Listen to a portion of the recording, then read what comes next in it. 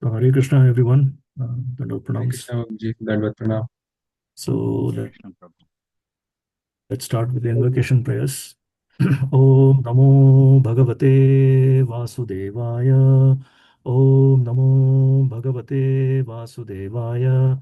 Om Namo Bhagavate Vasudevaya. Om Ajnanatimirandasya Jnananjana Shalakaya Chakshurunmilitam Yena Tasmai Shri Gurave Namaha. Namo Vishnupadaya Krishna Presthaya Bhutale Srimate Bhakti Vedanta Swaminiti Namine Namaste Saraswati Deve Gauravani Pracharine Nirvishesha Shunyavadi Paschatya Deshatarine Jaya Shri Krishna Chaitanya Prabhu Nityananda Shri Advaita Gadadhara Srivasadi Gaura Bhaktavrinda Hare Krishna Krishna Krishna Hare Hare Hare Rama Rama Rama Hare Hare. So Hare Krishna everyone. So we are looking at so last session we covered 34. So I maybe if devotees can share what we discussed in the last session, and then I can ask if anybody has any questions on 34 before we move on to the next one, because this verse is important. So, Yeah, Hare go ahead. Krishna, Prabhuji. So, previous verses, what we learned in 3.30, as Krishna says that surrender all your work to me, but we learned that one should not surrender at sentimental level. Whatever we Hmm, do, we should do it with full understanding. I correct. mean, then example was shared for Saraswati Thakur when someone came Yes, to the Gaudiya Math and asked questions. He said, do some service and then you come. And once you do service, you have realization and the answers. And yes, very good. then And then we also learned that ultimately what Krishna says, it is eternally true. We should have firm faith in Krishna. And then when there is envy, we will not have favorable attitude for that person. It can be our guru, and I mean Krishna is the biggest example that we had envy towards Krishna. And Correct. one has to be in mood of faith to understand instructions. And we should also try to express everything to Krishna. Yes, And unrestricted sense enjoyment is the cause of material engagement. Krishna has set the goal for us, and on this journey, we shouldn't be distracted by material world activities of the senses. very good, Prabhu. Nicely summarized. So we saw the example of pure devotional service that Krishna started with verse 30. And then he gave example of two examples, one of persons who follow this instruction faithfully and those who don't follow, what happens to them, right? So, and then Krishna came to this verse where he's saying that we should be very fixed in our duties. We should not try to run away from our responsibilities. So we have to have a very balanced life, neither too attached nor averse, right? So that's a very balanced lifestyle that Krishna is recommending here, because otherwise we'll get caught either through attachments or through aversions. Both will catch us.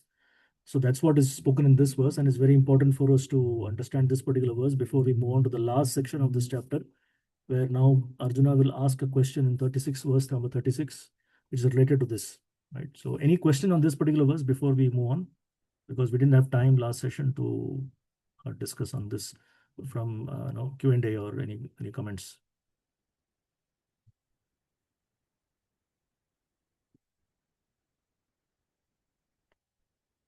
Okay, so just remember this verse that both attachments and aversions can be stumbling blocks.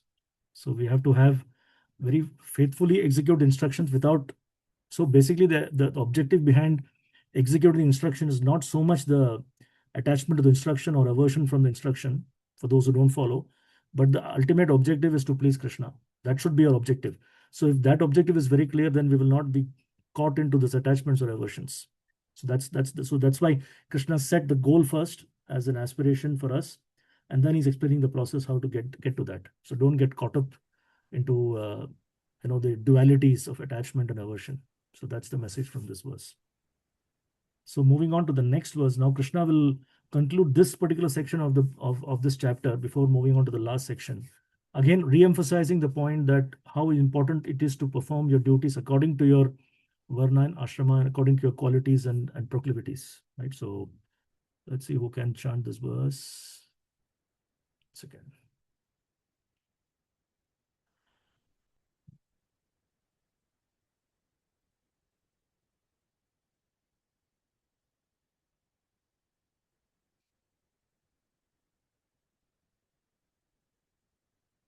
Shitala Mataji, are you there? Prabhu, Hare Krishna, Ah, Dandot Pranam. Dandavad Pranam, Mataji. Dandavad Pranam. Mataji, do you want to chant this verse? And Can Mata, yeah, can. Thank you, Prabhu. Hare Krishna. yeah. Text 35. Now, Prabhu. Yes, yes, Mataji. Shreyans धर्मो विगुणः परधर्मात् स्वनुष्ठितात् स्वधर्मे निधनं श्रेयः परधर्मो भयावहः. Synonyms. Yeah, Shreyan, far better. Swadharmaha, one's prescribed duties. Vigunaha, even faulty. Paradharmat, then duties mentioned for others. Su anushtitat, perfectly done. Swadharme, in one's prescribed duties. Nidharman, destruction. Shreyaha, better. Paradharmaha, duties prescribed for others. Bhayavaha, dangerous. Translation and purport by His Divine Grace A.C. Bhaktivedanta Swami Srila Prabhupada Ki Jai. Translation. It is far better to discharge one's prescribed duties, even though faulty, than another's duties perfectly. Distraction in the course of performing one's own duty is better than engaging in another's duties, for to follow another's path is dangerous. Purport. One should therefore discharge his prescribed duties in full Krishna consciousness rather than those prescribed for others. Materially prescribed duties are duties enjoyed according to one's um, psychophysical condition under the spell of the mode of material nature.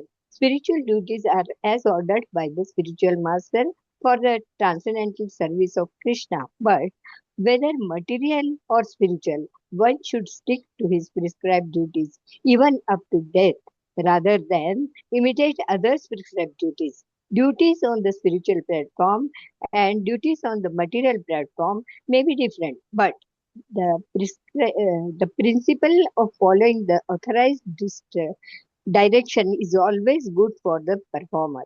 When one is under the spell of the modes of material nature, one should follow the prescribed rules for his particular situation and should not imitate others.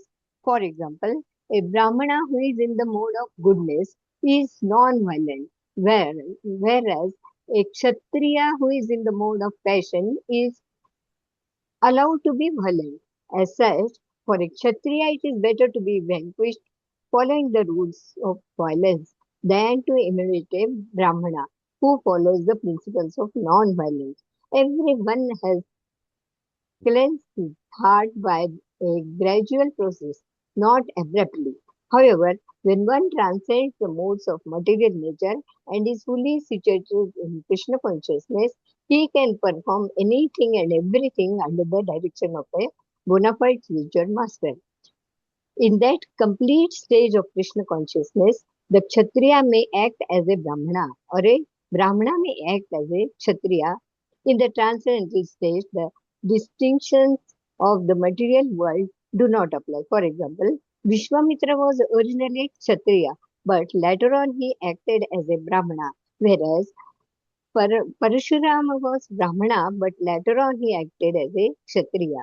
Being transcendentally situated, they could do so, but as long as one is on the material platform, he must perform his duties according to the modes of material nature. At the same time, he must have a full sense of Krishna consciousness. Hare Krishna, thank you. Hare Krishna. Thank you so much, Mataji. Thank you. Actually, I'm really inspired. I'd like to take a couple of minutes to share my inspiration from Mataji. See, compared to all of us, she is comparatively much more older than all of us. But you see here the sincerity and the devotion, and this goes to show that the devotion service is not really limited by any of the material abilities or age or any such difficulties, right? It's actually transcends beyond that. This is a proof. Actually, we don't have to go and look for examples in the scriptures. Just look, open your eyes and look around us. Uh, More often than not, we don't look at our own family members. We always look outside, but look at your own family, your own relatives. There are so many sincere devotees around us, which who give us inspiration daily. So we really are thankful to you, Mataji, for joining this session. Actually, more than you learning from this, we are learning from you. Actually, this is a practical way, right? Not just theoretically reading the scripture. So thank you so much for that. So we'll continue. This verse is very important, very, very important verse, where Krishna is telling that we may be frustrated in our situations, right? Sometimes we feel that, what am I? Why am I in the situation? Why am I doing this? I should be doing something else. But that is because we are covered by ignorance, by nature, by being in the material world. As we have discussed many times, that the nature of the material world is to cover us in ignorance, right? The false ego, everything is there. Hare These are all Krishna, the Prabhuji. coverings around our soul, which drag us into Hare ignorance all Krishna, the time. Prabhuji. Yeah, yes, Mataji. Yes, Prabhu. Sorry, Prabhu, your voice is very low, Prabhu. Is it? Yeah. I mean, are others not able to hear me? Yes, For us, Prabhuji, it very is Prabhu, it's a bit low. It's a bit low, Prabhuji, today. Yeah. Is it okay now? The volume seems to be okay. Uh, I don't know what the issue is. Let me check. The volume is high.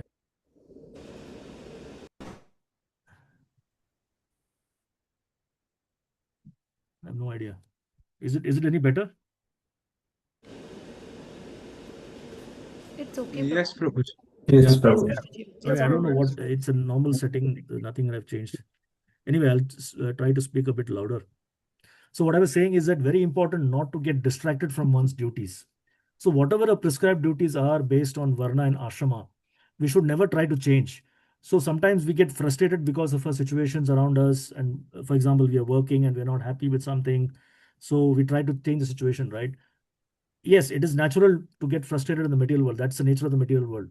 But we should know that whatever situation we are in is actually ordained by Krishna, is arranged by Krishna. That is something that comes with a lot of maturity by practice of devotion service, by doing a sadhana nicely. We'll slowly come to realize that whatever situation we are in, actually, it is arranged by Krishna, right? Sometimes we try to change situations. If doesn't the change doesn't happen, we should accept it, that this is what Krishna's plan is, and we try to align ourselves. So devotee means a devotee always tries to align himself to Krishna's plan. A devotee never tries to rebel or go against Krishna's plan. That is the definition of a devotee. And we see examples in our scriptures, Bhagavatam and Arjuna himself in Bhagavad Gita, that no matter we may have so many mental blocks and concoctions and so many speculative ideas, but a devotee eventually falls in line with Krishna. He always tries to follow Krishna's line.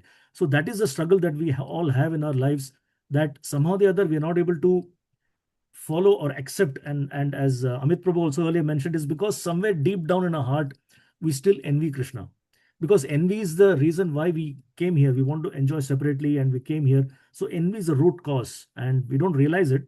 We think that how can I be envious of Krishna, but actually the root cause is envy.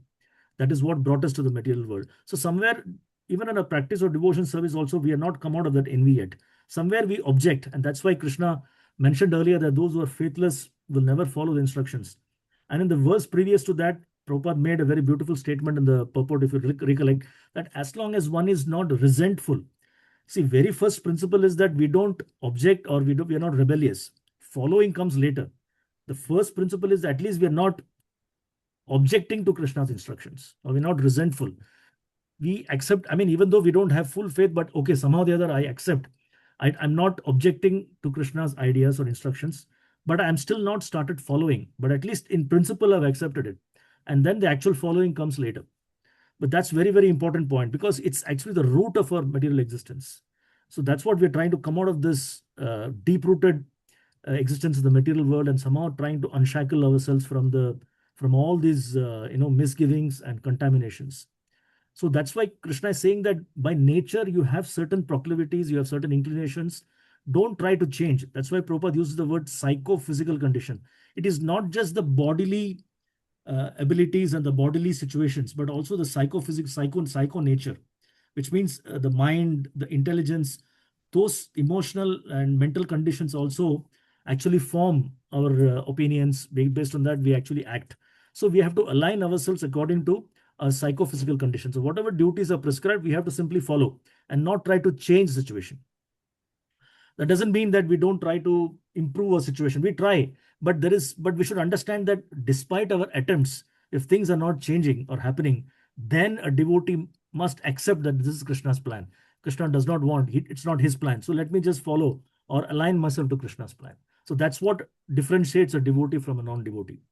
And then Prabhupada talks about spiritual duties and material duties. Of course, we know what are material duties and what are spiritual duties. But the important thing Prabhupada mentions is in both cases, ultimately there is following an authority. There is adherence to an authority.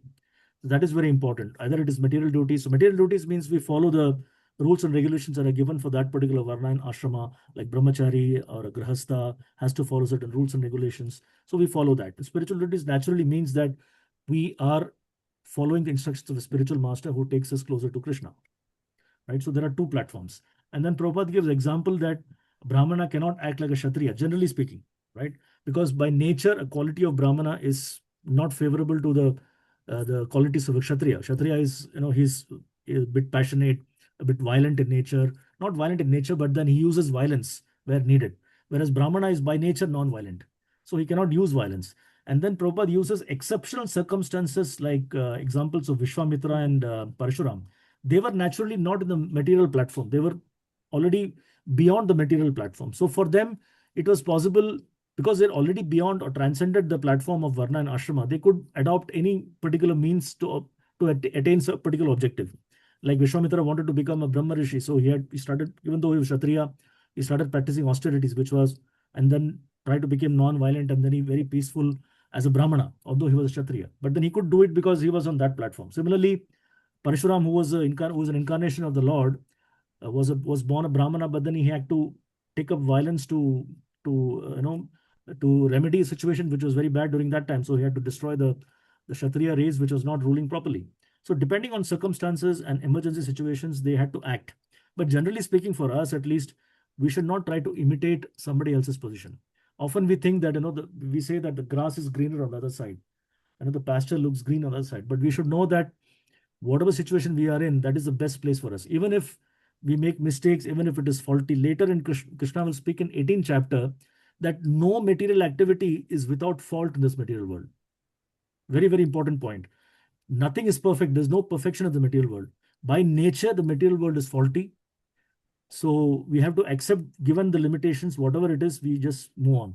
Does anybody know the 4 types of mistakes that people generally make in the material world? Prabhupada mentions it at many places. Anybody knows the 4 mistakes?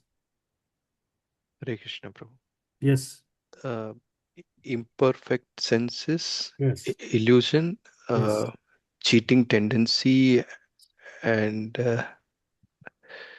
Making mistakes. making mistake. Yes. Yeah, these are the 4 things which actually influence every living entity in the material world. So nobody has perfect senses. Everybody makes mistakes. We are in duality, illusion, and we have a cheating tendency. That's the nature of the material. And maybe there is a difference of degree. Some may be more and some may be less. But by and large, everybody is influenced by these 4 mistakes. So with these 4 mistakes, how can you do anything perfectly?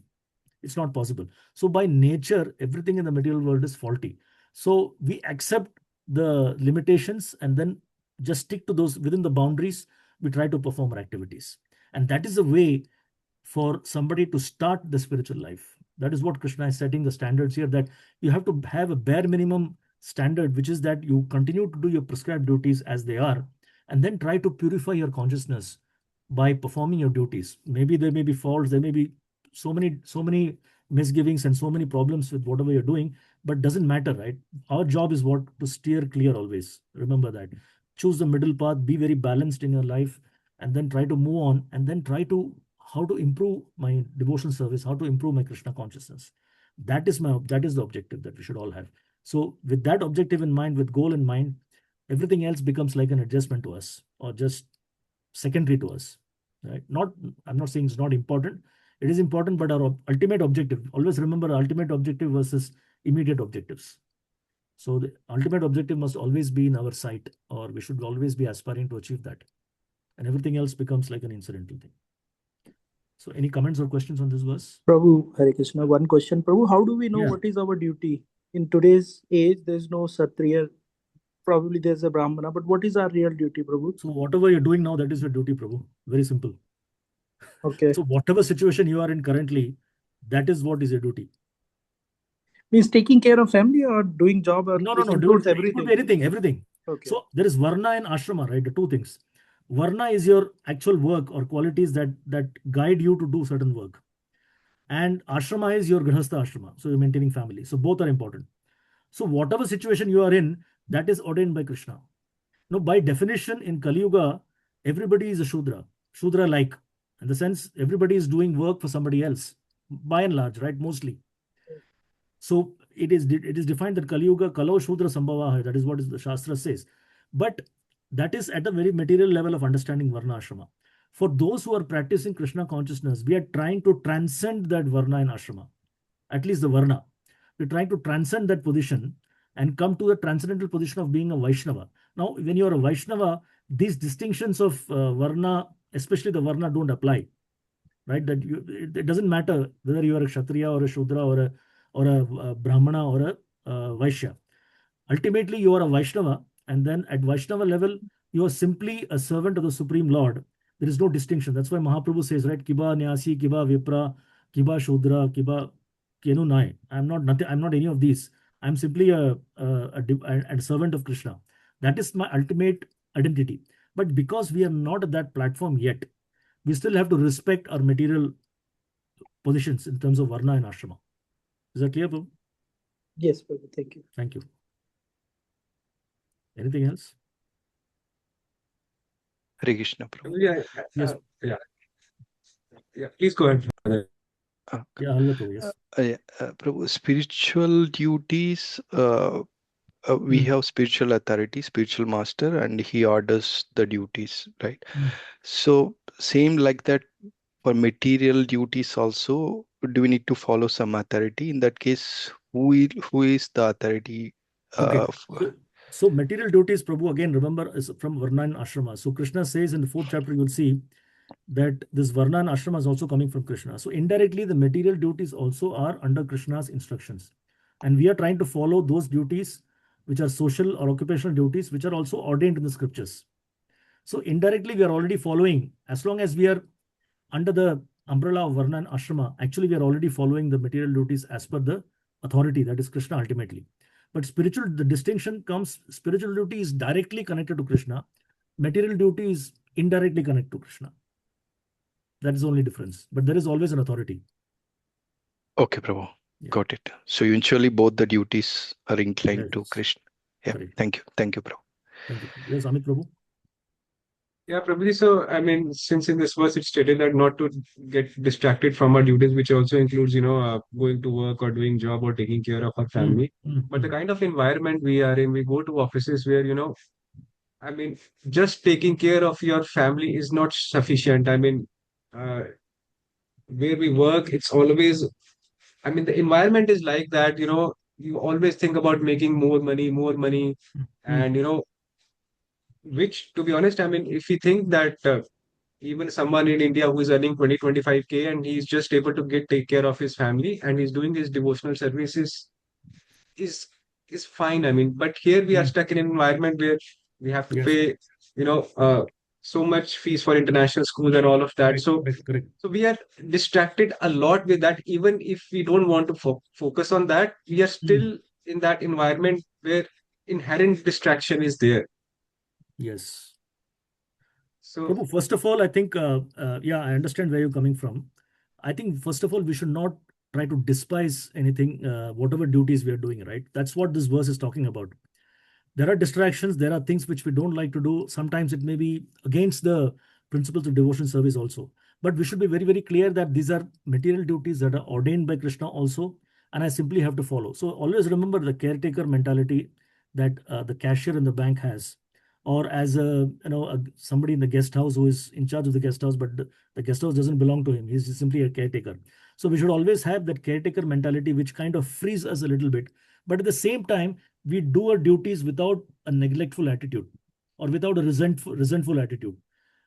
So I know it's very difficult it's easy to say, but difficult to put into practice, that you love your work, but don't get attached to it.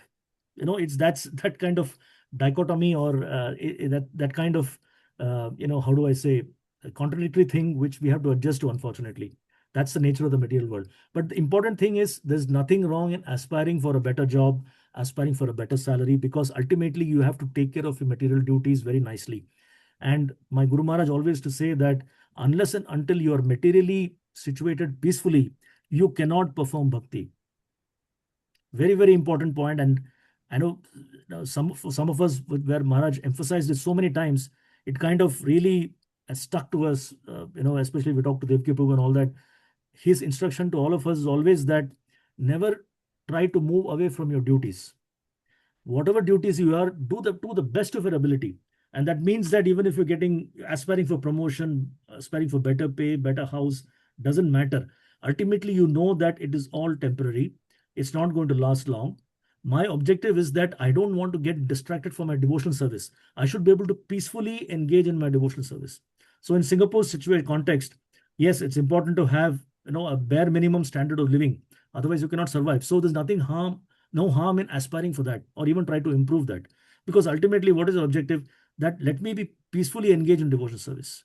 I don't want to get distracted too much from my devotional service, that I have to look after this, I have to look after this expense, that expense every month. So many expenses are there, but my job is not sufficiently paying me all that, all those difficulties, right? Sometimes both mother and father have to work to support the family.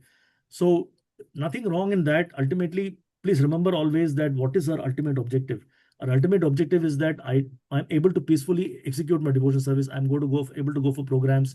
I'm able to do my prescribed services in the center, and festivals I'm able to go and attend and engage in some service. So as long as all that is happening, Prabhu, even if these things are not really to our liking, or we are not naturally, sometimes as practicing devotees, we are not naturally inclined to these kind of things. We are more inclined to spiritual side, but doesn't matter. Just take it as a passing phase, or an act, or something that we have to do now just to satisfy our demands of varna and ashrama. But eventually Krishna will make a situation such a way that you are able to balance it more towards spiritual side and less on the material side. But that time will come eventually, in a very natural sequence. Is that helpful, Prabhu? Yes, Prabhu. Thank you. I mean, you have touched one or two points which are really helpful. I've noted them down. So Yeah, thank you, thank you. Prabhuji. Yeah. Swam Prakash, Yes, Mataji. Prabhu, on the same note, what Amit Prabhu asked, I want to ask that nowadays we see that the woman empowerment which goes on, the way they encourage the culture where we are heading, where the men and the woman both are working and aspiring, that mentality is equal in both. Yes. That we have to reach this, we have to reach that. So seeing, of course, nothing wrong in that, but then does swadharma, this word fits in over here? That is what my question was. That there is a word called as swadharma, that we have our own dharma or our own prescribed duties. If I'm not wrong, if I'm mentioning it correctly. Correct. So please correct me. So Yeah, does Prabhu, it fit over Mataji, here? sorry. And then Yeah. Go on. yeah, so does it fit here? And secondly, Yeah. So how we see, describe Mataji, it here? it is according to time, place, circumstances, always, right? So always remember that although prescribed duty sometimes, maybe 50, 100 years back, we could say that generally speaking, the ladies were not working, they were at home mostly, and they were not working. But now, according to time, place, circumstances, we have to adjust. Now, the current situation is that both are working, and as you said rightly, in a same house, for example, both are in equally important jobs. They cannot, they have to focus on their career also.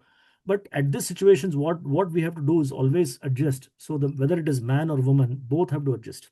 It's not that the man cannot insist that, oh, the wife is working, so she has to also do the housework. The man has to help.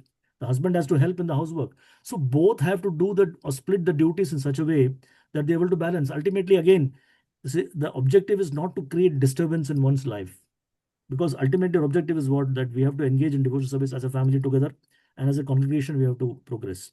That is the ultimate objective. So whatever is required to achieve that objective has to be done. And that means that any material situations we have to adjust. Now, whether today, I mean, we can argue that it's not prescribed duty, is not that prescribed duty. Prescribed duty is material, on material platform, so it has to be according to time, place, and circumstance, right? The spiritual duties always remain the same, but the material duties have to be adjusted according to situation. So if so, we should not worry too much about this women working or not working.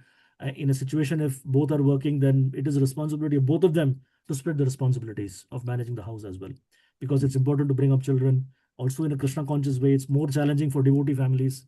It's not just normal families where there's no focus on devotion service, but for us, it's important to look after our own devotion service, also the devotees devotion service of the children, more importantly. So everything has to be adjusted, done in such a way that both play an equal role. So if both are career focused, then so be it. But at the same time, both have to also adjust and compromise things where ultimately we don't lose out on our ultimate objective, which is to progress in devotional service. So I think that's the broad brushing statement. But of course, according to each person's situation, we have to see how to adjust. But that's the guideline. Is it okay, Mataji? Yes, Prabhu. Yes. Thank you Yeah. so much. Yeah. Thank you. Okay, let's move on. Now Arjuna is going to ask very important question, which will guide the rest of the section of this chapter. Enchant. Jayadha Lakshmi Devi Dasi. Mataji, you're there? Hare Krishna Prabhu Hare Krishna. Mataji, can you chant this verse? उसारिये केक लिए Prabhu Hare Krishna Hare Krishna. Are you able to chant this verse, Mataji? எனக்கு English தெரியாது பிரபு அப்படியா? Okay, okay, no problem. ஒரு நிமிஷம். Just one second. Anil Kumar Prabhu, are you there? Hare Krishna Prabhu. Hare Yes, Krishna Prabhu. Yes, yes. Yeah, Prabhu, I'm in MRT, Prabhu. Mataji is there? I can chant. Yeah, Yeah, Prabhuji. please, you can Hare chant. Krishna. Text 36. Arjuna uvacha अथ केन प्रयुक्तयं पापं चरति पुरुषः अनिच्छन् अपि वर्षणेय बालाद् इव नियोजितः. Synonyms. It is atha kena prayuktoyam papam charati purushah anichan api varshneya baladiva niyojitaha. Okay, Prabhuji, let me try. Just look at the long words and the long this thing carefully. Yeah. Okay, Prabhuji. Shall I read it again? Yeah, you can try one more time. Yes. Arjun उवाच अथ केन प्रयुक्तोऽयं पापं चरति पुरुषः अनिच्छन् अपि Varshney. Okay, Varshney. No, it's varshneya. So this is a half. This is not full. Varshna. Okay. Like Krishna, varshneya. Okay, Krishna Varshineya Balad Iva Niyojitaha. Synonyms. Arjuna Uvacha. Arjuna said, Atha, then, Kena, by what, Prayuktaha, impelled, I am, one, Papam, since, Charati, does, Purusha, a man, Anichan, without desiring, Api, although, Varshineya, O descendant of Vrishni, Balad, O descendant of Vrishni, Balad, by force, Iva, as if, Niyojitaha, engaged. Translation and purport by His Divine Grace A.C. Bhakti Vedanta Srila Prabhupada ki Jai. Translation. Arjuna said, O descendant of Vrishni, by what is one impelled to sinful acts, even unwillingly, as if engaged by force? Purport. A living entity as a part and parcel of Supreme is originally spiritual, pure, and free from all material contamination. Therefore, by nature, he is not subject to the sins of the material world. But when he is in contact with the material nature, he acts in many sinful ways without hesitation, and sometimes even against his will. As such, Arjuna's question to Krishna is very sanguine as to the perverted nature of the living entities. Although the living entity sometimes does not want to act in sin, he is still forced to act. Sinful actions are not, however, impelled by the super soul within, but are due to another cause, as the Lord explained in the next verse. Hare Krishna. Thank you, Prabhuji. So until now, Krishna has spoken that, so remember, go back to the 34th verse where Krishna said that without getting attached too much or without any aversions, just stick to perform your duties. And then the next verse he said, don't try to artificially change and copy or imitate others' duties. Just stick to your duties, whatever they are, even if they are full of faults, just continue. It's far better to engage in duties, even though faultily, than to imitate others' activities, even though you hope to carry out perfectly. Right? So that's not what we want to do. We want to just continue whatever we are, wherever we are. So one may say that, okay, now the instruction is very clear. I'm going to follow whatever my duties are. I'm not going to get too much attached. I'm not going to get too averse to anything, and I will just maintain a balanced life. But we all know that reality is that even if we want to follow something, by force of something, we're not able to follow. Right? I'm sure we all have experienced. My own personal example, I like to eat sweets.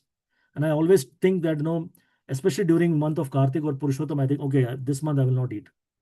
And somehow the other, even if I follow that month, again, next month I start eating sweets again.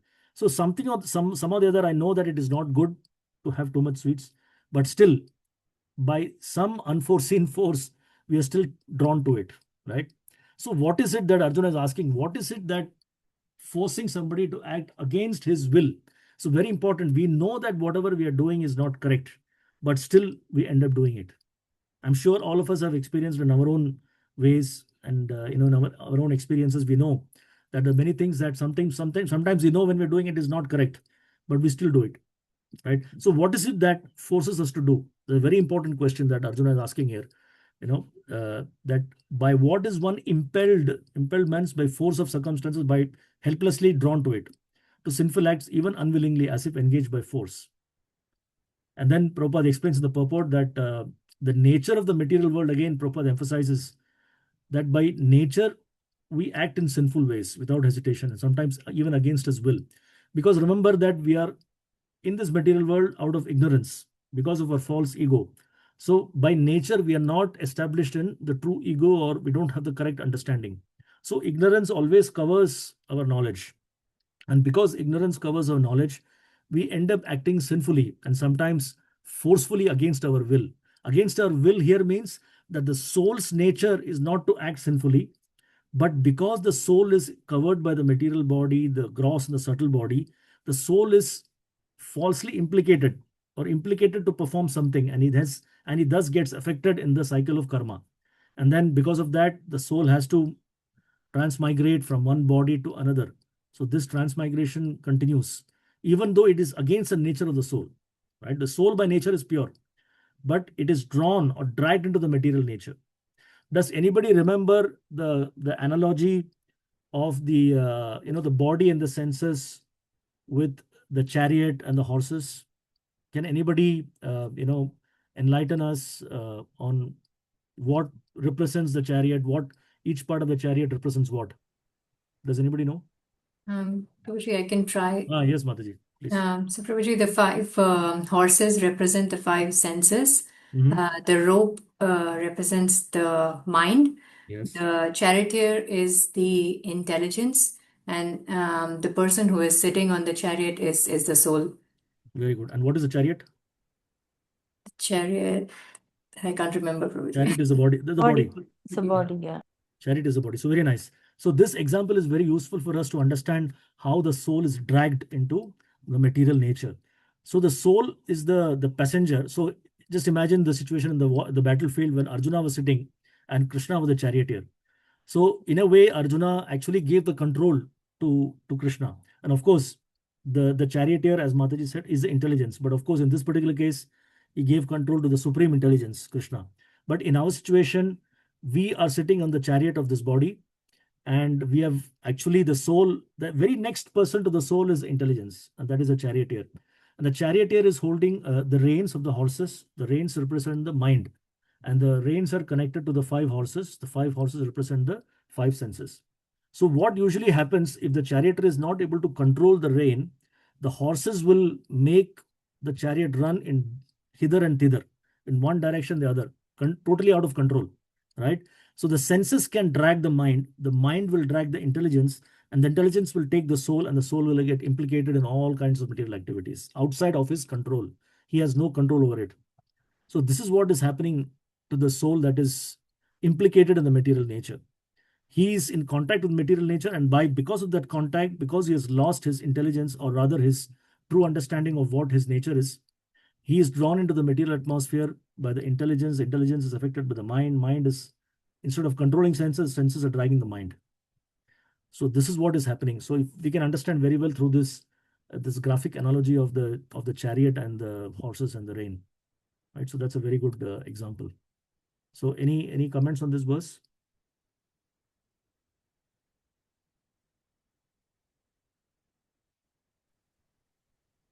Not exactly in this verse, but what we discussed, I have one question on that. So when we say that, I mean, it's stated that soul is eternally pure, but we also discussed that the soul is stuck into this cycle because of the initial envy.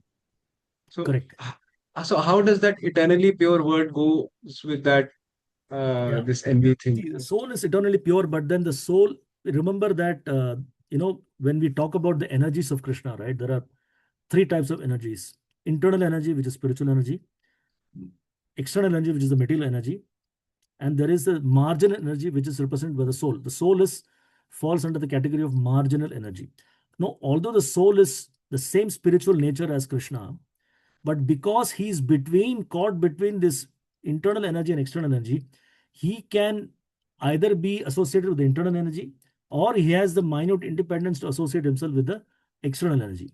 And it is this association of the external energy that implicates the soul. And even though the soul is pure, he gets caught up into the material atmosphere and then is dragged. Because remember, the soul is very minute, right? It's a very minute part and parcel. The material energy, because it is the Lord's energy, is highly powerful, extremely powerful. In the 7th chapter, Krishna will say, Devi hi Aisha Gunamayi Mama Maya Duratyaya. Duratyaya means is very difficult to surpass. It is Krishna's energy. Remember, it's not ordinary. Durga Mata is Krishna's energy and she is extremely powerful. So she can implicate us. The soul is minute.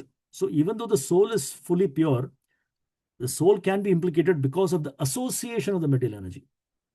Because the soul has a tendency to associate with this energy or that energy, if we falsely misuse our independence or we misuse independence, then we can be in the association of material nature and then we'll get implicated.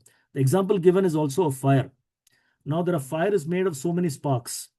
Now, as long as the sparks are in touch with the source of the fire, they will retain the same quality as the fire. The moment the sparks fly off and fall on the ground, it gets extinguished and then loses its potency of fire, of being a spark. Same thing happening to us. As long as we are in touch with the spiritual energy, we are safe. But because of our tendency to misuse our independence, we may choose to disassociate ourselves with the spiritual energy and take association with material energy. And that's when we're implicated and all the misgivings are imposed on the soul, even though the soul is still pure. Is it okay, Prabhu? Yes, Prabhu. I mean, I think your explanation is good, and maybe one example I can give, if you say it correct or not. So we can say, when a small kid falls in a bad company in the street somewhere, the kid is still Exactly. pure, but the bad association leads him to somewhere. Yes. Correct. Even though he's under the control of his parents, but because of the bad association. Very good example. Yeah. That's right. Thank you. Thank you. Okay. If any other question on this verse? So we will see now. Krishna will start replying to this question. The next verse.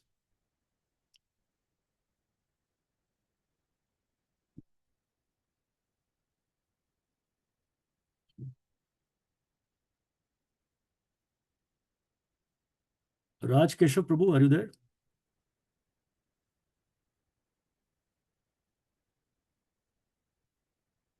Okay, looks like it's not there.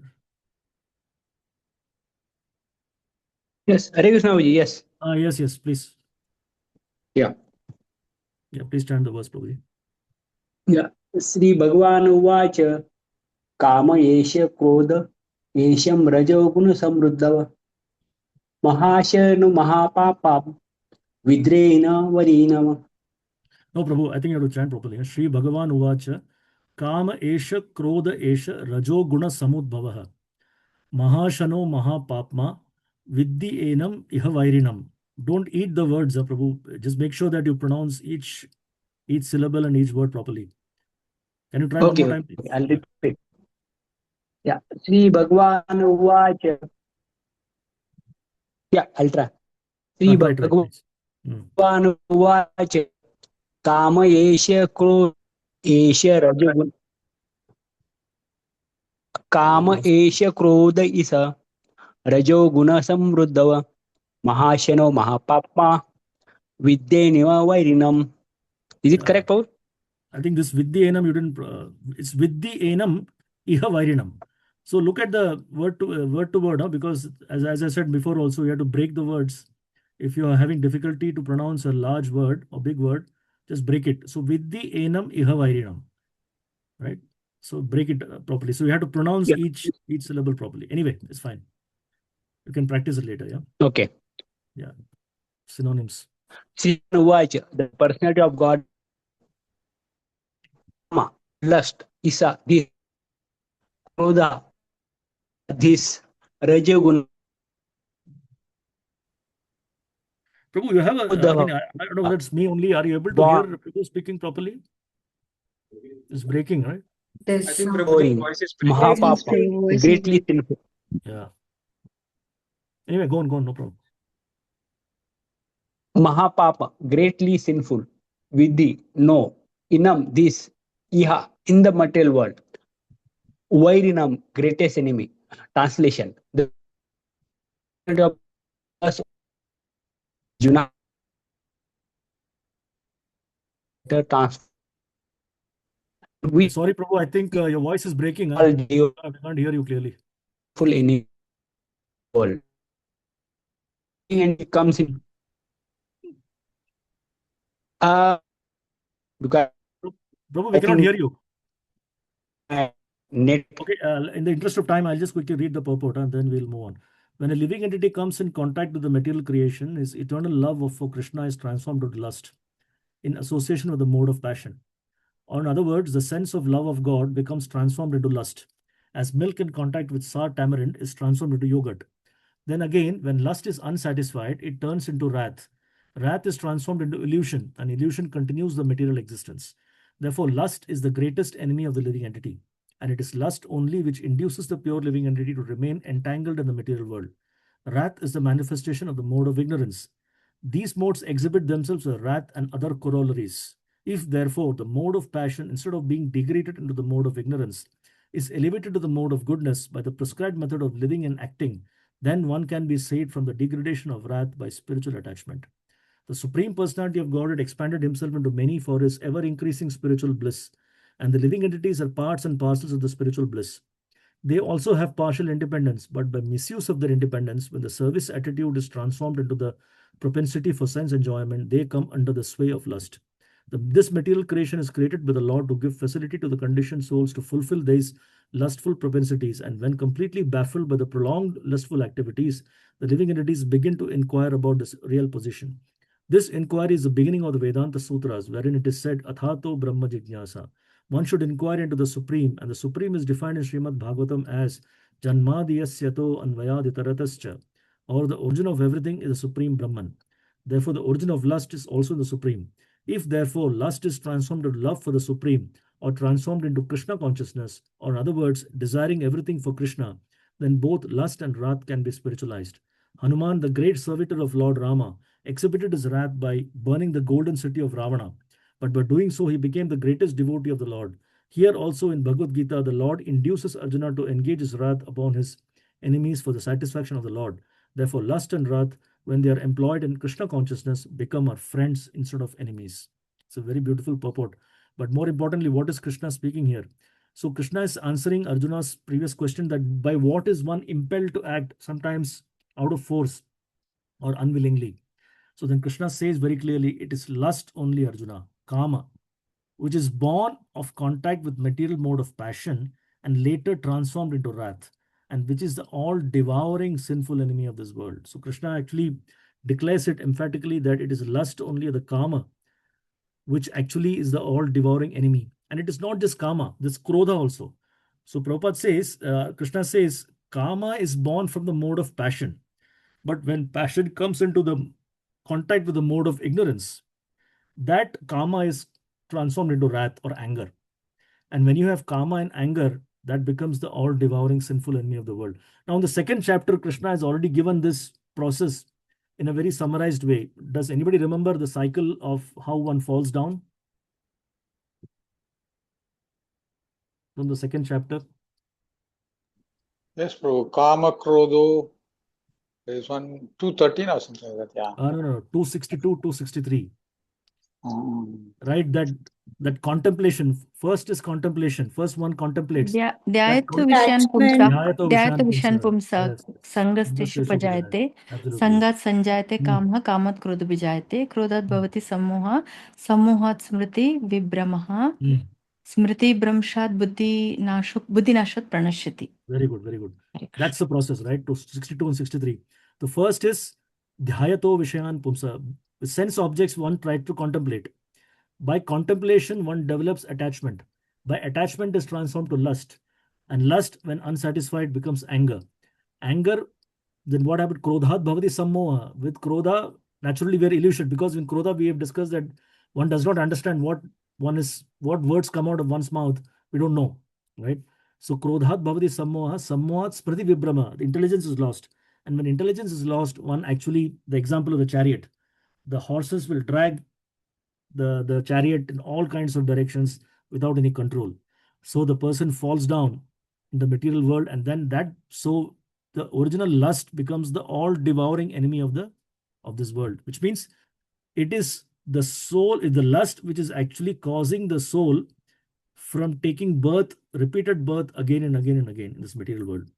Of course, the lust can be connected to desires, like one's desires for enjoyment. From that, the lust develops, right? Because anything that you desire or contemplation, that is the first thing. We desire when we see something, right? For example, when you are in Singapore, when you are just walking on the road or somewhere along the beach, suddenly we see a beautiful condominium, right? Just opposite the beach. What a beautiful view. And suddenly we develop a desire. Oh, I should have a house here. I should have a house here. I should have a house here. Even though we may not be able to afford right now in whatever job you are, we may not be able to afford it, but we develop the desire. The mind does not think, right? Mind does not do logical calculations that you have this much bank balance, and hence you should have limit your desires. No, mind is like an uncontrolled animal, right? It has no control. So the moment there is contemplation on sense objects, we develop attachment. Then we develop a lust. Oh, I have to acquire it. And then when we are not able to because we cannot afford it, then that becomes frustration, anger, and then everything follows after that. That we are rather than being situated in whatever you're doing, as we discussed, be situated in whatever you are. Just be satisfied in whatever situation you are. And then if Krishna desires, you can have it, right? That's a different thing. But we should not unnecessarily go too much after running after desires. And that ultimately will cause a fall down. Whereas our objective is what? We completely lost track of our objective or goal, which is to go towards Krishna. We fall from the path and we are misdirected and misguided. So Prabhupada analyzes this very nicely in the purport that the living entity comes in contact with the material creation, right? That is the reason why we came to the material world, out of envy of Krishna or out of desire to enjoy separately from Krishna. Is eternal love for Krishna, which is already there in our heart, is transformed into lust. So this is the first thing that happens. Out of envy, out of desires to enjoy separately, the love is transformed into lust. And Prabhupada gives an example of just like milk, when it touches lemon or tamarind, converted into yogurt, right? And then of course lust turns into illusion, wrath, and all this. So all this corollaries, Prabhupada writes, all these different variations of that lust. So essentially the mode of passion in the material world, we know that everything is controlled by the modes, and rarely we are in the mode of goodness. Predominantly we are, as we discussed during the day, majority of the time we are controlled by the mode of passion. And as the day draws to a close, the ignorance takes over, and then all the frustration, everything happens. That's why Prabhupada created the system of devotion of Krishna consciousness such a way that in the morning and the evening we have some engagement, so that we are constantly drawn to the mode of goodness. And that's why Prabhupada writes here, by the prescribed method of living and acting. This means that in Krishna consciousness, essentially. So if we follow the prescribed method of living and acting with Krishna consciousness, then we can be saved from the degradation of wrath by spiritual attachment. Very important point. Because all of this Krishna conscious activity is, sorry, those are not muted. Can you go to mute, please?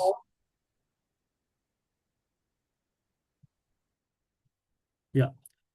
So only by spiritual attachment can we come out of this lower modes of passion and ignorance, and eventually come to the mode of goodness, and then transcend the mode of goodness also. Then Prabhupada explains scientifically why this material world was created. The material world was created, as we know, to give us a false sense of enjoyment. Right? Krishna does not want, but Krishna actually wants to everybody to enjoy his association in the spiritual world. But then, because of a partial independence, we have misused it. We have discussed many times, and that service attitude is transformed into sense enjoyment attitude. Instead of serving Krishna, we try to serve our senses and the mind, and that's where the lustful propensities take over, and then we are in illusion, right? And then Prabhupada writes that because the soul is naturally Krishna conscious by its nature, any living entity in the material world will eventually, excuse me, can go on mute, please. I can't keep muting all the time, huh? Please.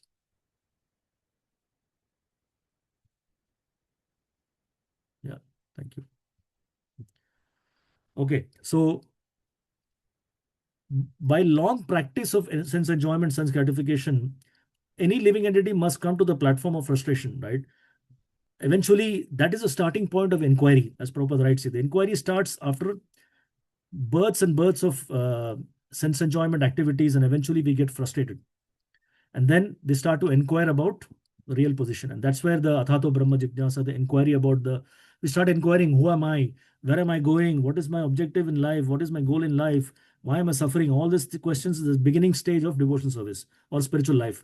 And then we start to inquire, and then we come across devotees and or spiritual, and depending on our inclinations, whether we may be going to the Mayavadi path also, or to the path of yoga or dhyana or meditation or whatever.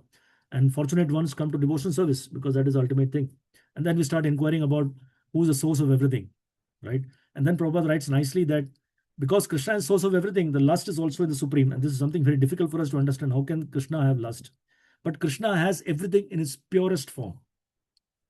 So it's not like the lust that we experience in the material world or lust that we experience. It is anything but that, because ours is extremely contaminated. Everything is contaminated in our hearts. So much of material conditioning and so many misgivings and misconceptions we have. But Krishna is not like that. He's a supreme, pure and living entity. So the lust, lust means the original form of lust or the love is there in Krishna, because he's the source of everything. And that because we also have the same tendencies, but because we are in the material atmosphere, that original tendency has got contaminated. It's got infected. And then that infection is taking the form of lust, wrath, and all this anarthas. And Prabhupada says the way to act in the material world is to use these negative tendencies also somehow or the other in the service of the Lord. Of course, we are not in that platform like Hanumanji or Arjuna, but in our own ways, whatever proclivities or whatever tendencies we have, we should use it in the service of Krishna somehow or the other, engage it in the Krishna service. Right? The example of Hanuman and Arjuna, Prabhupada writes here. But of course, they are not to be imitated, or we can just follow their example in terms of our own situation. So whatever negative tendencies we have, we pray to Krishna sincerely that, Krishna, I have this problem, I'm not able to engage, so please help me somehow or the other overcome this difficulty, and by engaging in your service. And Krishna will arrange, depending on our sincerity and our prayers, Krishna will definitely reciprocate. So so what it means that even though we are not able to engage our lust and wrath directly in the service of Krishna, but our misgivings or misconceptions can be corrected by Krishna, and then we can become more and more purified in the path of Krishna consciousness. Right? So that's what it means. Any questions or comments on this verse? Prabhuji, I have one question. Yes. The statement where it says the original of lust is also in the Supreme, is it related to the second line in this purport where Prabhupada is saying that the sense of love of God transformed into lust when it comes in contact with it's related, but here it talks about the living entities. So the love of God in the heart of living entities, which is originally there, original pure state, that becomes transformed into lust when we come in the material world. Okay. So that is what this means here. And the second part here, of course, it's a bit difficult to understand the statement, but what Prabhupada says here is the origin of lust in the Supreme means Krishna is the all-loving living entity. So actually it is a love, which is the lust in its purest form is love actually. Is love, yeah. Yeah, that is the purest form, right? Because love means lust means I'm trying to enjoy my senses. But Krishna, although he's a supreme enjoyer, he always wants to share his enjoyment with his devotees. And that is the original form of lust, which is pure love. Okay, so here the word lust is to be understood as pure love when we're talking in sense of, I mean, Yes, context of Krishna is yes. not the same as, because sometimes people misunderstand this concept and they say everything that we have is coming from Krishna. So, these Yeah, true. qualities are somewhere in Krishna also, but then Yes, it yes, doesn't tally. How can Krishna have these anarthas? yes. Yeah, in a way, the origin of everything is Krishna, but we should as devotees know that Krishna has everything in its purest form. And it is the living entities also have the same qualities as Krishna, but because of our marginal energy position, we come under the influence of the material nature, and that's where the contamination starts. Okay, so there's like a perverted reflection of those Yes, qualities yes, that we yes. carry Yeah, here. yeah. So the original pure nature of the soul and the super soul, of course, Krishna is extremely pure. No denying that. But it's Krishna is not affected by material energy. But Yeah. we as living entities, we are minute part and parcels.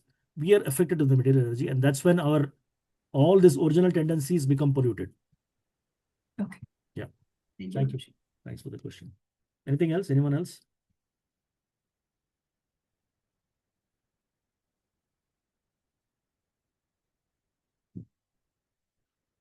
Okay, now Krishna will begin to more scientifically explain where this lust originates from.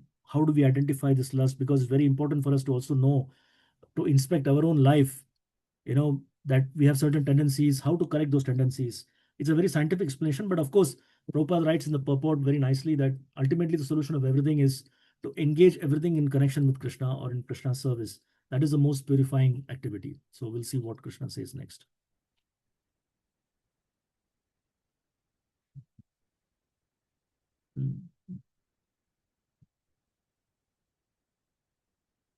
Rama Rasika Mataji, you're there? You want to read? Yes, Prabhuji. धूमेनाव्रियते वह्निर्यथादर्शो मलेन च यथोल्बेनावृतो धर्मस्तथा तेनेदमावृतम्. Synonyms: धूमेन, by smoke, व्रियते is covered, वह्निः fire, yatha just as, adrishah mirror, malena by dust, cha also, yatha just as, ulbena by the womb, avritah is covered, garbhah embryo, tatha so, tena by that lust, idam this, avritam is covered. Translation and purport by His Divine Grace Bhaktivedanta Swami Srila Prabhupada ki jai. As fire is covered by smoke, as a mirror is covered by the dust, or as the embryo is covered by the womb, the living entity is similarly covered by different degrees of this lust. Purport: there are 3 degrees of covering of the living entity by which his pure consciousness is obscured. This covering is but lust. Under different manifestations like smoke in the fire, dust on the mirror, and womb about the embryo, when lust is compared to smoke, it is understood that the fire of the living spark can be a little perceived. In other words, when the living entity exhibits his Krishna consciousness slightly, he may be likened to fire covered by smoke. Although fire is necessary when there is smoke, there is no overt manifestation of fire in the early stage. This stage is like the beginning of Krishna consciousness. The dust on the mirror refers to a cleansing process of the mirror of the mind by so many spiritual methods. The best process is to chant the holy names of the Lord. The embryo covered by the womb is an analogy illustrating a helpless position, for the child in the womb is so helpless that he cannot even move. This stage of living condition can be compared to that of the trees. The trees are also living entities, but they have been put in such a condition of life by such a great exhibition of lust that they are almost void of all consciousness. The covered mirror is compared to the birds and beasts, and the smoke covered fire is compared to the human being. In the form of human being, the living entity may revive a little Krishna consciousness, and if he makes further development, the fire of spiritual life can be kindled in the human form of life. By careful handling of the smoke in the fire, fire can be made to blaze. Therefore, the human form of life is a chance for the living entity to escape the entanglement of material existence. In the human form of life, one can conquer the enemy, lust, by cultivation of Krishna consciousness under able guidance. Hare Krishna. Thank you, Hare Prabhu. Krishna. Thank you, Mataji. So now Krishna is giving an example how to perceive the lust or how the lust manifests itself. So Krishna says here there are three ways the lust can be, or three different variations or degrees of lust that is covering the living entity, which means the covering of the soul can be of three different degrees.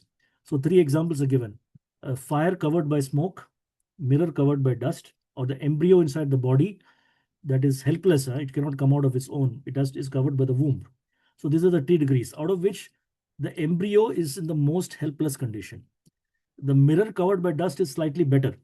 And even better is the fire covered by smoke, because smoke only needs to be kindled a little bit. I don't know whether you have seen in olden days in our villages and all that, our grandmothers and elderly ladies, how they used to cook in the wood fire, right? So there used to be a small hole where they will insert the wood and then they will blow. They had a pipe kind of thing, they will blow. And with the blowing, that fire is kindled. So initially the smoke is there, but with a little bit of kindling, the fire will manifest. So that is the most easiest way for the fire to manifest, or it just takes a little bit of effort. So that condition is of fire covered by smoke is compared to human life, because we know that in the evolution of species, human life is considered the highest, and it is the best platform for one to engage or to understand his true nature of the soul and engage in devotional service. It just requires a little bit of push, and then the living entity, the human form of life, can engage. But the same cannot be said of the second category, which is like a mirror covered by dust, which is compared to the beasts and animals or birds, as Prabhupada writes. Now, birds and bees, we know that they are in no condition they can be encouraged to engage in devotion service. It's extremely difficult, right? Very rarely you'll find some examples of some birds or beasts who were Krishna conscious or they had this inclination, but that is because of the past life. They must have had a human life where they did some service, like the example of Bharat Maharaj, who was a deer in the body of a deer, but he knew all of his previous life's activities. That is extremely rare kind of situation. But generally speaking, we don't expect birds and beasts to have any understanding of or any proper consciousness to engage in devotional service. So that is a very difficult situation. And the trees example of Prabhupada gives example of trees. Now, trees are considered the lowest in terms of consciousness. This consciousness is completely covered. If you remember the pastime of Manigriva and Manigriva and what is the other brother's name? Nalakuvera. Nalakuvera, yes. Manigriva, Nalakuvera's pastime, we know, because they were behaving out of lust in a totally uncontrolled fashion. Narada Muni cursed them to become trees, because he told that you're behaving like trees. Trees cannot discriminate. They are completely in a lowest level of consciousness. So you're behaving like trees, so you better become trees. So that's why Prabhupada writes here that trees are considered the consciousness is not at all manifest. So there's no way, they're completely helpless. So it's like the embryo inside the womb. The embryo, the child inside the womb, has no way to come out of it on its own, right? Only when the time comes to give birth can the child come out. But other than that, it's in a helpless situation. So that is like a completely the stage of ignorance. And then the birds and the bees are slightly in the mode of passion, but even then they cannot come to the mode of goodness at all by nature of their constitution, by nature limited by their bodies. And the human being generally is in the mode of passion, ignorance, but he can come to the mode of goodness with a little bit of push, with the right association, as Prabhupada writes, but by spiritual culture and the right association, cultivation of Krishna consciousness under able guidance, he can come to the mode of goodness, and then they can come to the transcendental platform after that. So this is how the lust can be, which is in three different states, can be kindled, especially in the first stage where it is like smoke in the fire. And that is for us, hopefully, in our situation as human beings, we have the possibility by some push, we can actually kindle our original Krishna consciousness, right? So that's what Krishna is explaining in this verse. Any questions or comments on this?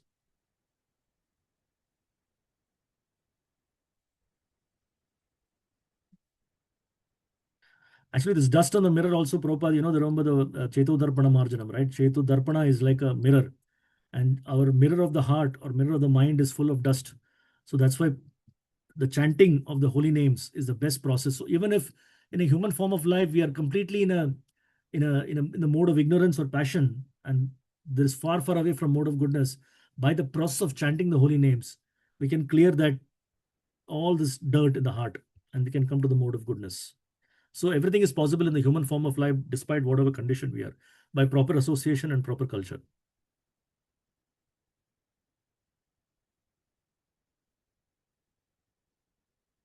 Any comments or questions? Prabhuji, Hare Krishna. Yes, Mataji. Mirror covered by dust.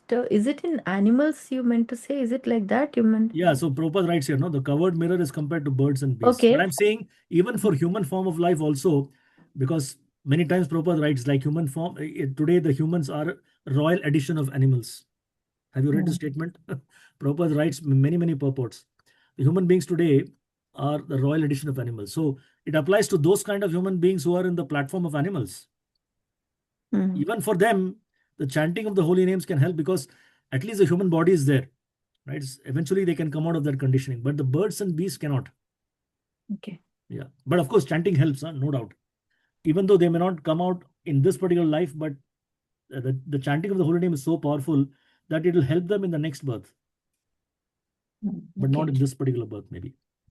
Okay. Yeah. Thank you, Prabhuji. Thank you. Thank you. Prakash? Yes, Mataji. Yeah.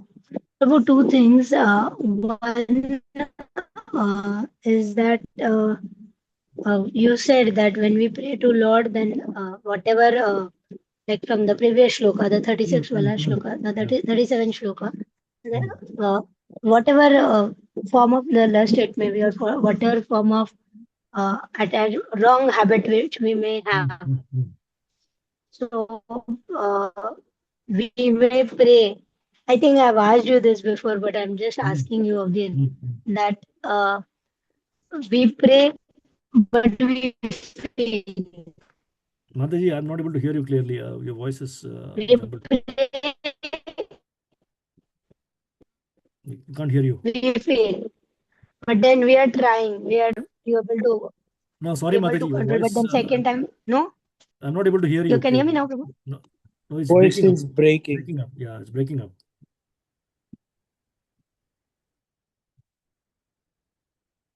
Okay, maybe we can come back to her question later. Let's, if nobody else has any questions, we can go to the next verse, and hopefully we should wrap up with that verse today.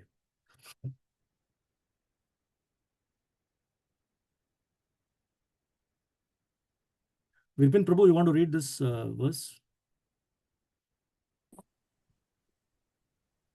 Yes, Prabhu. Hare Krishna. Hare Krishna. Avratam jnanam Avratam jnanam etena jnanino nityavairina kamarupena kaunteya duspurena anilena cha. Good. Yeah.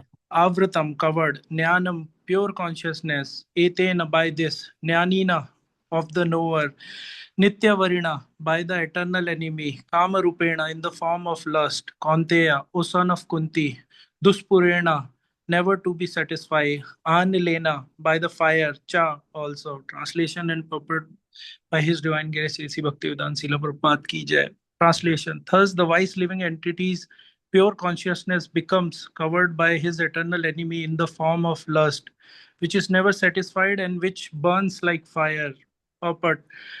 It is said in the Manu Smriti that lust cannot be satisfied by any amount of sense enjoyment, just as fire is never extinguished by constant supply of fuel. In the material world, the center of all activities is sex, and thus this material world is called Mathunya Agara, or the shackles of sex life. In the ordinary prison house, criminals are kept within bars. Similarly, the criminals who are disobedient to the laws of the Lord are shackled by sex life. Advancement of material civilization on the basis of sense gratification means increasing the duration of material existence of a living entity. Therefore, this lust is the symbol of ignorance by which the living entity is kept within the material world. While one enjoys sense gratification, it may be that there is some feeling of happiness, but actually that so-called feeling of happiness is the ultimate enemy of sense enjoyer. Hare Krishna, Prabhu. Thank you, Prabhu. So now Krishna is saying here that, we have discussed many times that how the soul in its pure form is covered by all of these anarthas, right? So here Krishna is telling the same thing, that the wise living entity's pure consciousness becomes covered. Avritam jnanam etena. Avrita means covering. Covered by his eternal enemy in the form of lust. Now, eternal enemy, Krishna uses the word because as long as we're in the material world, lust is always, we are always attacked by lust. Because as Prabhupada explains in the purport, it's lust only that actually guides our material life. Because ultimately, lust, not just in the form of attachment between man and woman, anything we desire to enjoy, that becomes lust, right? Anything that we desire to enjoy separately, independently from Krishna, because that is why we are in the material world. We were in the spiritual world, or whatever our original position was, and from where we fell down, it is because we misused our independence and we want to enjoy separately from Krishna. And then all this lust, all this anger, the anarthas, everything took over and covered the soul. And but Krishna analyzes, saying that lust is the one that is the root cause, and then from all the other things will follow from that, like anger, greed, pride, envy, everything comes from that, right? And what we try to do in the material world, the general philosophy, as we discussed last time, is that the atheistic philosophy is that enjoy, because this is only one life. They say live life king size. That's the motto in this material world, right? Enjoy as much as you can, because after this body is gone, everything is finished. Bhasmibhutasya dehasya kim punaragamano bhavet. That is a philosophy in the material world. This body is going to become bhasma very soon, and there's not coming back. So enjoy as much as you can. So that is a philosophy in the material world. So what are we doing here? We're just trying to supply fuel to the fire, right? Because lust, we think that by trying to satisfy lust, we're going to ultimately be satisfied. Eventually, we'll be satisfied, be frustrated, and we'll say enough is enough. There was a movement many years ago by the personality called Rajneesh. I'm sure you've heard of this person. Now, his philosophy was very simple. Osho, Right? Prabhu, Osho. Osho, yeah, Osho. So his philosophy was that have free sex, just enjoy as much as you can, because no need to control. By trying to have free sex, eventually his philosophy was that we will become free from the shackles of sex life. So it's like trying to add fuel to the fire, as Prabhupada writes here. Lust can never be satisfied, and just like adding fuel to the fire was never going to douse the fire. Eventually, the movement was condemned all over the world. So he was driven out of US. He was really had a big establishment. He was driven out of the US, and all the countries, they banned him. They said you cannot have this kind of society, this kind of movement, because everybody realized that it is only creating disturbance. Free sex is only going to ultimately create disturbance in the society as a whole, not only for the individuals who are part of it, but wide-reaching impact of that. So ultimately, people realize, and that's why the government also try to control this, and then everybody realizes that too much trying to satisfy something is not the solution. Hiranyakashipu is a very good example. He wanted to enjoy the whole world. He wanted to conquer the whole world, and he did. He conquered all the three worlds. And yet he was not satisfied. A small child, his own son, by his own son, he became angry at his own son.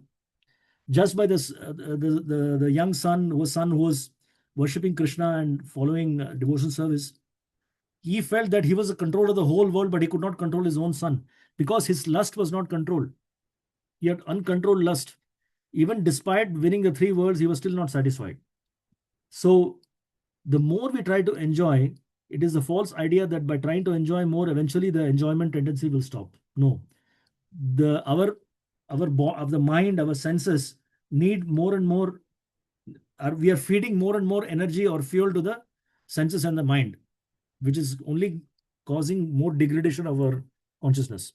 So that is very clear in our scriptures. And here Krishna also explains very nicely that lust cannot be satisfied by any amount of sense enjoyment. On the other hand, it is only going to get adverse. And when it gets adverse, we know that we cannot enjoy.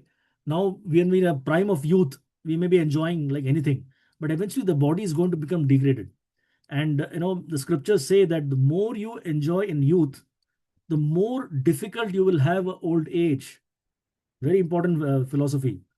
Nobody tells us in the material world that this is a fact.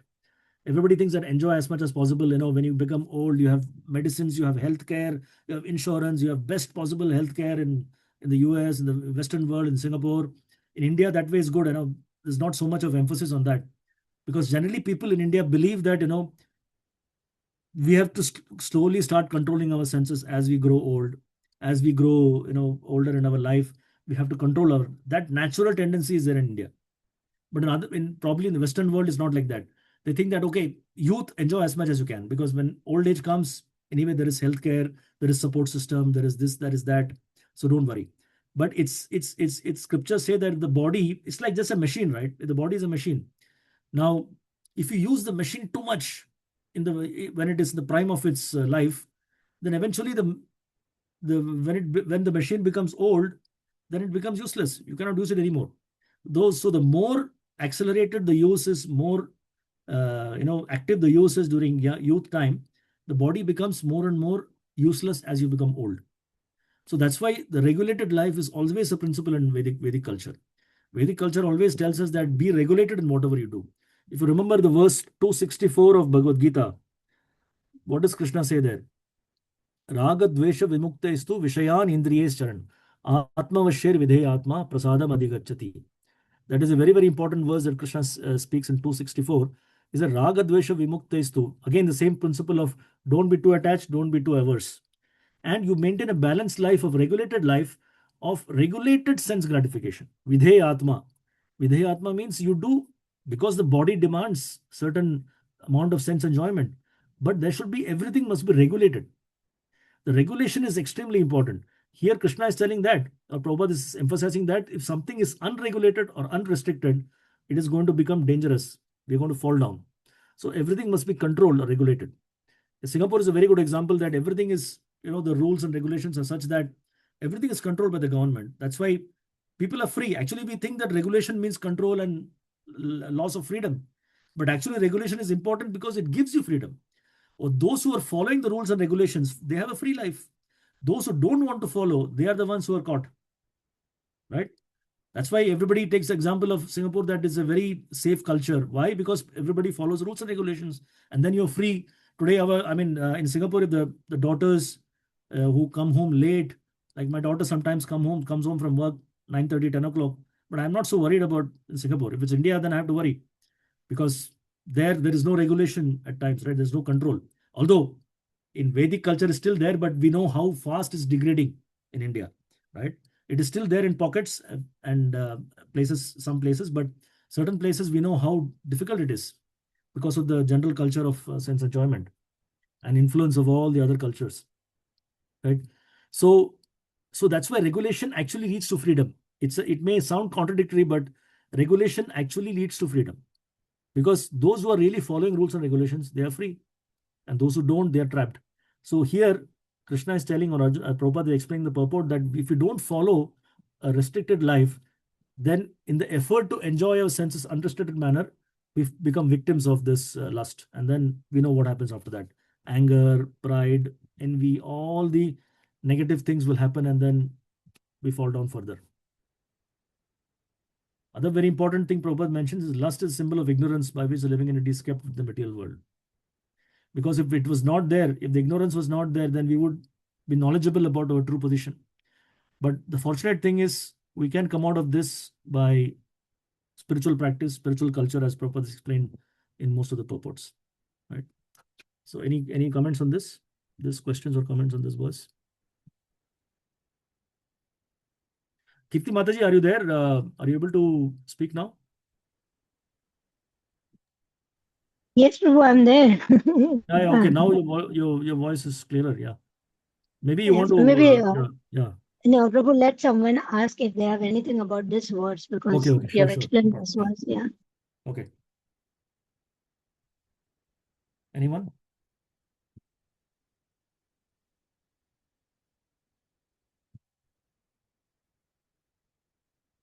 Okay, Mataji, then you can go on. Okay. So, Prabhu, my question was that if there is some wrong propensity which we know it's wrong, so we are trying our best as we study, we hear lectures, we understand that this is not right. So then we pray, but we fail. We again pray, Krishna, I promise you, I'll not do it again tomorrow. But then somehow or the other, Maya traps you. Maya traps you. So then this happens in our sadhana also. Forget about not only our bad propensities, it is in our sadhana also, it is in our chanting also, plus some bad habits also. But we fail. But then again, at least you are conscious that name, I again failed. Again, you beg. So then it's like, how many times Krishna will forgive? Krishna will say that determination, you don't have determination only to stand, you fail every day. So that thought comes. So how do you actually train yourself for this? Yeah, so it is true, Mataji. Of course, we should try our best not to repeat the mistakes that we knowingly commit, right? We should try to be. I mean, that's why Prabhupada writes in Bhagavatam in the pastime of Parikshit Maharaj that repentance comes in the heart of a genuine soul, right? So we should ask ourselves: are we genuine or not in our practice of Krishna consciousness? Do we really genuinely want to feel Krishna's love, or go back to Krishna or serve Krishna? So that it is a genuineness ultimately that stops us, or stops is a barrier between us and Krishna. So if we are genuinely repentant for whatever actions we are performing, whether knowingly or unknowingly, but we are genuinely repentant, like Parikshit Maharaj, after he garlanded the sage with the dead snake, immediately he became repentant, momentarily. And anyway, that was not anything that he would have otherwise done. It was an arrangement of the Lord to reveal Bhagavatam. But whatever, as a devotee, immediately he was repentant and he was cursing himself for whatever action he did. Right? So that repentance comes in the heart of one who is genuine. So if you're, sometimes we feel guilty. There is a difference between guilty and repentance. Guilty means externally I'm guilty, but in the heart I'm not, but I still repeat. Right? I keep repeating the same mistakes every time I express my guilt. So we should really ask ourselves, am I expressing my guilt towards Krishna, or am I really genuinely repentant in the heart? If you're genuinely repentant in the heart, but there is something that is still blocking, because you remember, we are in the material world and we are highly conditioned living entities. So even though from inside we have the genuine desire to serve Krishna, sometimes because of our material conditioning, we may not be able to. That Krishna will definitely clear if you are genuinely repentant. But if you're simply guilty, expressing guilt with no heart inside, then Krishna will wait. Krishna will wait for you to be truly repentant. And that's why sometimes we feel it's taking time for Krishna to reciprocate. I'm praying so hard, I'm praying so much. We feel that we're praying so much, but Krishna only knows what is in our heart. So we should try to be as open or as transparent, as genuine as possible with Krishna. Then Krishna will definitely reciprocate. Only he can reciprocate because it's already in the heart. Nobody has to come from outside and see with a microscope or inspect our heart. He's already inside. Yeah, so that's what I can understand, Mataji. Does it help? Sure. I take this point, guilt and repentance as a difference. Yeah. Yes. Thank you. I was just reading today, so I was reminded of it. Thank you so much. Okay, anybody else? We're just on the time. So I promised Srinath Prabhu that next session will complete. So he's okay with that. So we have 4 more verses to complete, and then we can quickly we do a quick summary of the 3rd chapter. And we should be done next week, Krishna willing. The coming Saturday.